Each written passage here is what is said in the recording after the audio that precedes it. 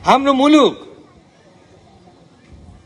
प्राकृतिक सुन्दरताको हिसाबले भन्ने हो भने विश्वका सुन्दर देशहरूमध्येको एउटा देश हो। प्राकृतिक सुन्दरताको मात्रै कुरा होइन, हाम्रो देश बहुजातीय, बहुभाषिक, बहुधार्मिक, बहुसांस्कृतिक र यहाँका हाम्रा प्राकृतिक स्रोतहरूले भरिपूर्ण हाम्रो देश। साँच्चीकै हामी नेपाली हुनलाई, नेपाली भएकोमा गर्व गर्नुपर्ने देश।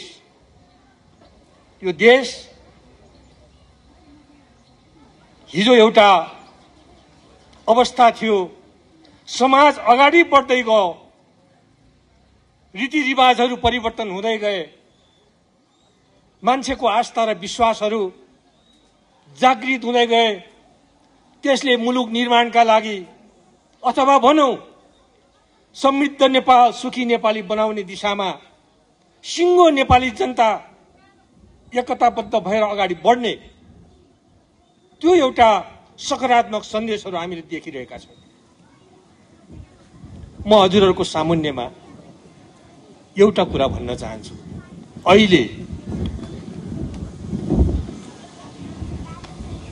नेपाली जनताले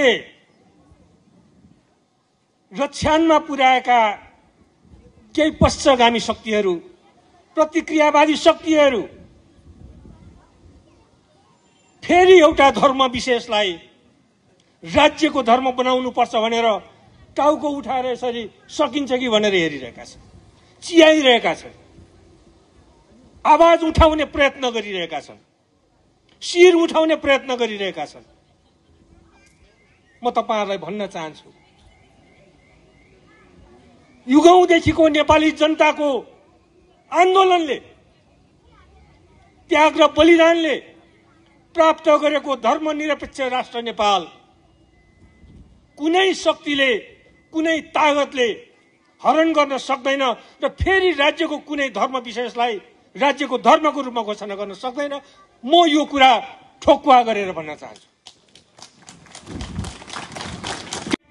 त्यस्ता पश्चगामी शक्तिहरू, प्रतिक्रियावादी शक्तिहरूको लहैलहीमा लागेर भ्रममा नपरिकन नेपालको संविधान 2072ले जे अधिकार नेपाली जनतालाई दिएको छ, त्यो अधिकारको रक्षाका लागि फेरि एकचोटि सडकमा उत्रिनु पर्यो भने, घर बाहिर निस्किनु पर्यो भने, निस्किनका लागि नेपाली जनतालाई, विशेष गरिकन जिरीका नगरवासीहरूलाई आह्वान गर्न चाहन्छु।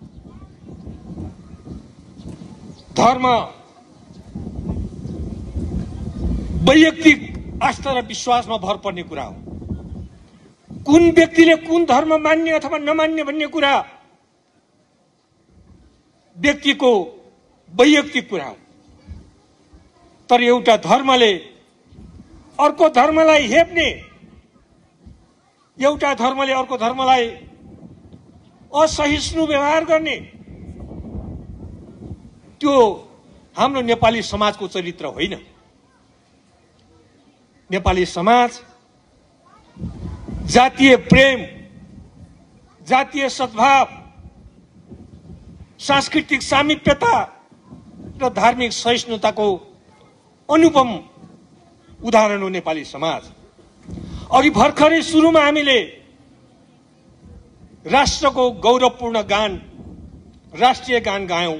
सबैजनाले उठेर सम्मानपूर्वक त्यो राष्ट्रिय गान गायौं।